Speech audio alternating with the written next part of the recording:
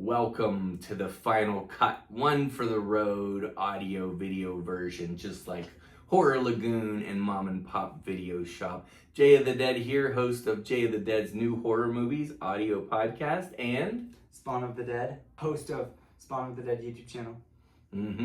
So this is a crossover horror movie review where my audio podcast listeners can hear this final cut segment at newhorrormovies.com as part of a podcast episode, and your viewers can watch this video review at Spawn of the Dead. It's like a YouTube channel. So yeah, that's right. And so we have an indie horror film to review that would be considered micro budget in terms of the production. It's called Dismal. And IMDb lists it, the Internet Movie Database, for those who are new, lists it. The estimated production budget on this movie, just so you know, is $130,000. So this would be micro budget, as I said. This doesn't even have its own Wikipedia page. Did you? Wow. Did you realize that? That's crazy, but it tracks. Yes, it does. And so Dismal first hit VOD, video on demand, in the US in July of 2009. And this is a 2009 low budget indie horror flick directed by Gary King, everybody. The movie stars indie actor Bill Oberst Jr., who carries this thing on his shoulders, in my opinion. He's the only reason I think to watch this movie if you decide that you're brave enough to go after it after you hear this review, if you're going to go for it. Yeah. Don't worry, Spawn here is going to talk momentarily. I do preliminary setup to just get this stuff out of the way, but jump in anytime you please. Like right now? Yeah, like right now.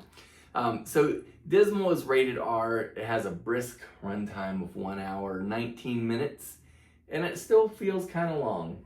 Yeah, surprisingly. And here's the premise to this movie, no spoilers.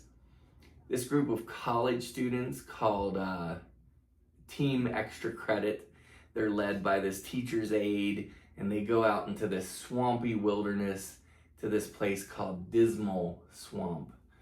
And they want to document some wildlife out there in the swamp in order to get some extra credit for biology. Their biology lab that they're in. But something more sinister lurks in the swamps than just alligators and mosquitoes. A family of backwoods cannibals, a la Texas Chainsaw Massacre, terrorizes and tenderizes all who dare to enter their swamp environs. Yes, I said environs. That was a Jay of the Dead original premise. Oh, cool. Yay, let's go. And as for genre classification, you've got a horror, cannibal, mystery, and it's a bit of a slasher as well. And okay, Spawn of the Dead, now that I've got all the opening BS out of the way, with the table is set, what are your opening thoughts on Dismal? Oh, yeah. So I immediately knew this was going to be the kind of film where you just endure through it. Oh, really? Yeah. So you were feeling this is going to be painful. Yeah. And I kind of had a similar experience to this when I watched Drag Me to Hell, because it's just like, oh, wow, they're going to stoop this low. And then 5 minutes later, it's like, wow, how did they think that was a good idea? This guy, for those who don't know, Spawn of the Dead is not a fan of Drag Me to Hell.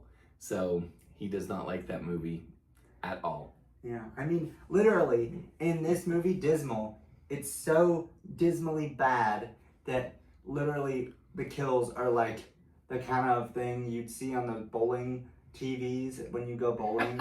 It's like those terrible, like, animations. And for those, it's like, okay, yeah, they're supposed to be bad. But for this, it's like, you're just disappointed in these people. You're speaking to... This has very rudimentary CG. Very. I mean, like, if people out there are intolerant of poor or badly done CG, this is pretty much bottom of the barrel. Some of the worst I've seen. Below the barrel.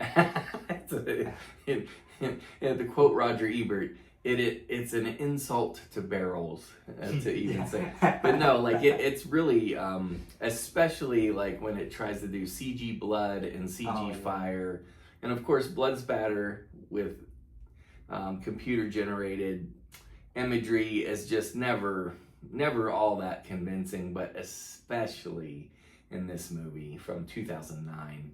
So it's still early in the CG era. Like, I mean, honestly, 2009. well, I'm just saying, like T2, Terminator Judgment Day. I mean, that was wasn't that 2002-ish? I could be way off on that, and that would be embarrassing. Okay, check this. Avatar was also made in 2009. Touche, that's true. I'm just saying, I mean, they're definitely not using state-of-the-art CG here. And I think that mostly has to do with the fact that, I was way off. I'm a decade off. Even the Terminator... Judgment Day was 1991. I think even Terminator 2 has better CG than this. Well, of course it does. Of course. 1991, I mean, that was, like, exceptional. Yeah. But yeah, you have a good point. Because that was the year of Avatar. Okay, well, touche. You win on that one. What about the lighting? You were complaining a lot about the lighting in this movie. Okay, there was one scene where the teacher dork and the girl with bad grades, they were like sitting, and it was like 3:42 p.m. broad daylight.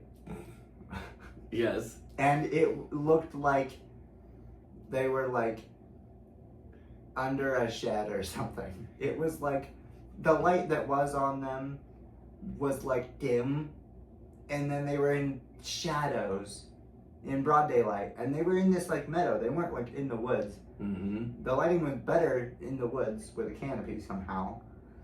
It's like,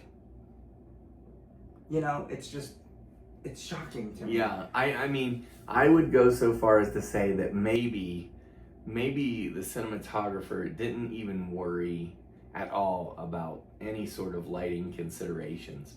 And for those, I like to try to throw in some degree of film education. Cinematographers, or the DP, director of photography, they are known as the geeks of light. Dr. Moody, film professor, taught me that. So light is their specialty, presumably. They didn't have any of those. Yeah, there was no DP maybe considering light in this.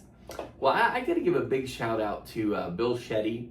He's a horror film critic from back in the day. I actually learned about this movie, Dismal, through him and his Indie Assault segment. This was one of his favorite low-budget horror gems. He ranted and raved about this movie, which is why I ended up purchasing it.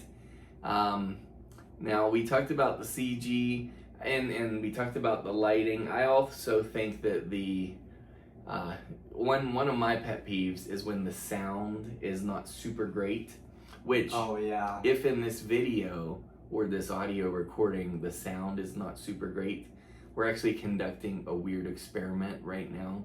And so, but at least we're trying, which I think is something Dismal. They did not even consider that. Well, the teacher's aide, who has kind of an important role in leading the field trip out there, that dude, the actor, his performance, he would talk under his breath really quietly in the first place, which did not help matters at all. Yeah, like sometimes I genuinely could not understand them. There was one scene where they were in an oddly quiet high school classroom, which is the most unrealistic thing in the movie. And then, like, he was like talking. Yeah. It was like, it was so sad. It was like that, where you're straining to hear.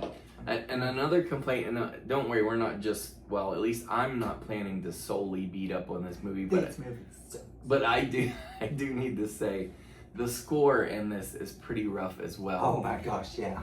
And it's not necessarily that I minded like the orchestration and the melodies, but it was like they had like a Casio drum machine that they put to accompany some of their melodies, and so it just didn't mesh very well. Yeah. But anyways, some positives. We'll start with you, Spawn. Did you have anything positive to say about Dismal? Oh yeah, I think.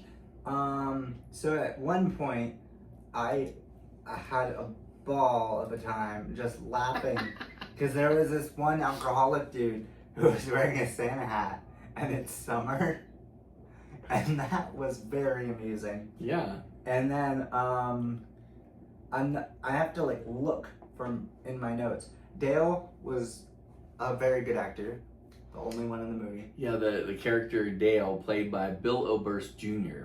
He's actually a good actor. Yes, he is.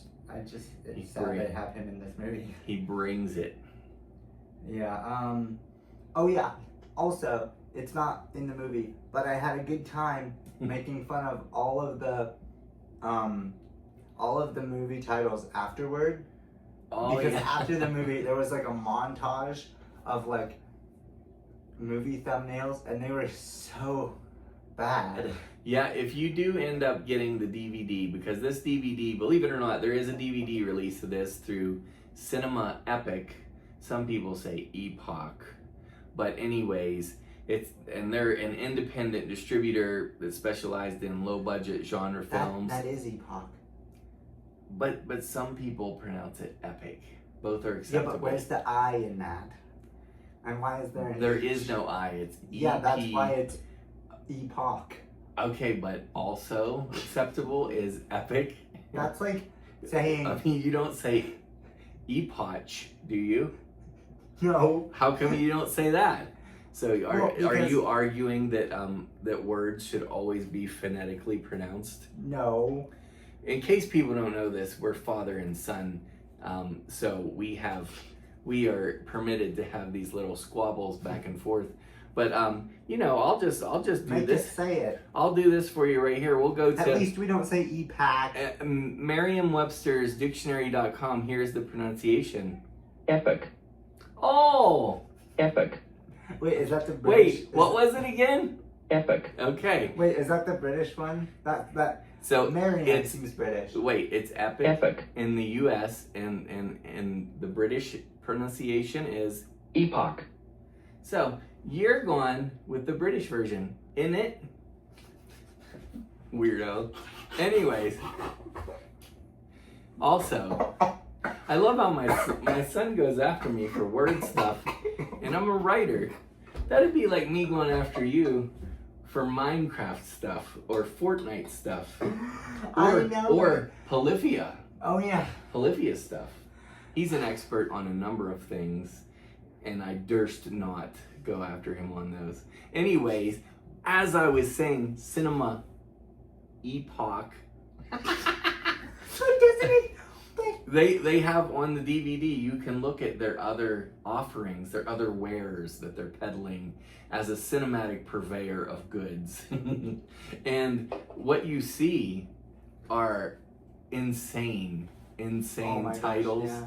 Like even the cover art and the titles. We should have written some of those down for the I entertainment. remember one of them. What? Oh, never mind. Okay. Yeah, I mean, some of them were a little crass, let's say, but just weird. So anyways, where were we? So we were talking about positives. There was a quote that we both loved, which you wrote down, and honestly, it's probably not going to translate with us just telling it to you, but the way that it's delivered in the film and the way it comes is hilarious. What is it? Okay, so basically, the one guy and the one girl, I know that helps a lot, but I'm trying not to spoil it, Yes. like, as if it deserves to not be spoiled. But, if you really care about keeping this movie's in, like, ending and whatever, at some point, they run off in the woods, and then the girl leads him into the woods, and then, like, after 14 seconds, she's like, the trees are creepy. Yeah, it's hilarious. You had to be there, and you probably don't want to be there. Yeah, you don't. But let's just talk a little bit about the slasher killer. So the one that serves the slasher killer purpose is a giant of a man who looks sort of mutated, sort of like a mutant. And he wears like camouflage, and he comes up out of the swamp sometimes. And one of his weapons is like this 3-pronged, it looks like an anchor hook or like a grappling hook, like I the thought Batman would the use. thing you do for hay. What are those called? Pitchfork. Hey. Yeah. A pitchfork, you know? You thought it looked like a pitchfork? What's the thing you do with hay? You know, in the craziest. You mean hay? Okay, remember the crazies? Yes, that's called a Okay. pitchfork. That pitchfork. Yeah. Yeah. Well, that would look like a pitchfork But it did. if pitchforks were all bent up. Well, And maybe bent- they have a bent up pitchfork. Okay, well, I think it looked like an old school Batman grappling hook, personally. So, anyways, he throws this Batman grappling hook pitchfork bent up thing and hooks some dude in the eye socket, which is, yeah, that's all right. And but you know, again with the CG, there is a scene where some gal gets sliced in half, and it's literally like one of the worst effects. I'm gonna do this for the video. I'll try to explain it for the audio listeners. But I mean, she's like this, and then her top half just slides off. It's worse than the Darth Maul splitting. It's far worse than that. Yeah. Even though the Darth Maul splitting made me more angry. I'll just say Yes, that. definitely. But but for example, there are things in this movie. There's some, like one example of something that was pretty amusing, because Bill Oberst's character is so outrageous. He's sort of like the cook character in the Texas Chainsaw Massacre, the Jim Seidel character, but he is Dale. And so, what? Why is that funny? I'm amusing him. So anyways, of course they're cannibals, and they've cooked up some victuals. Isn't that what they say in the swamps? We should ask Gilman Joel. Yeah. They cooked up some victuals, and honestly, it looked like stovetop stuffing to me. Yeah. That's probably what it was. Honestly. Yes, but anyway, supposedly these victuals had some of the friends and mixed in, and so they were trying to feed these girls, and of course she was refusing to eat it, having been partly comprised of her friends, and so what he does in order to get her to eat is pretty amusing and funny. I won't spoil it here in case they do go see it. Yeah. Out of 760 reviews on IMDb.com, this movie only has a 3.0 out of 10. Woo! So final thoughts and ratings. Spawn of the Dead. I'm coming in. Sorry, Bill Shetty. This thing is rough. I'm coming in at a 4 out of 10. I gotta say, avoid Dismal. What say you, sir? I will say, for my final thoughts and ratings, I rated it a 1 because that's as low as the scale goes. Actually, 0.5. Do you want to go 0.5? But I said 1 earlier, so I'm gonna stick with what I said. Okay. Well, whatever you want. I'm not trying to change it. Sorry. Okay. And then I will say, it's not like a see it in theater, well, because it's not in theaters, but it's not like a see it, it's not like a, it's like, please avoid this. If you're watching, if like your friends are watching it, go home right then and like read the newspaper or something. Just do anything other than watch this movie.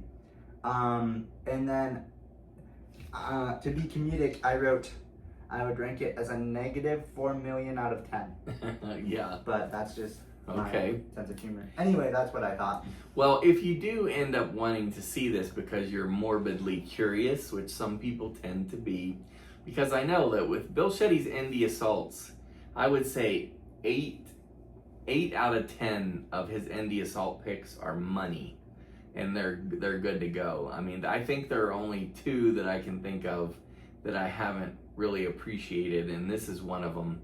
And so, but this is streaming. You can stream it through Tubi, of course, or Screambox. The DVD is no longer for sale on Amazon, which is where I bought it back in the day. But if you're a listener whose name happens to be Tim, do you guys get that reference? Then you can get a used copy, Bill Oberst Jr. autographed version of Dismal. It's on eBay for $15. He addresses it to Tim. So if you happen to be Tim the Enchanter from Monty Python and the Holy Grail, Tim, it's just $15, and it'd be a nice keepsake for you. So there you have it. Now I will say to Bill Oberst Jr., if you really want to see him shine in a horror film, he was in another horror film not too long after this one. I think it was maybe the next year. It's called Children of Sorrow. Children of Sorrow.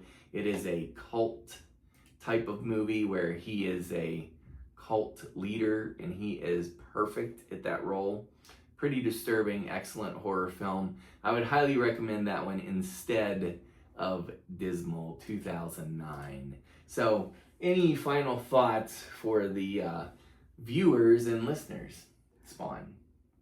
I would say, like, there was like a semi-stinger after some of the credits. Like mid-credits. Yeah.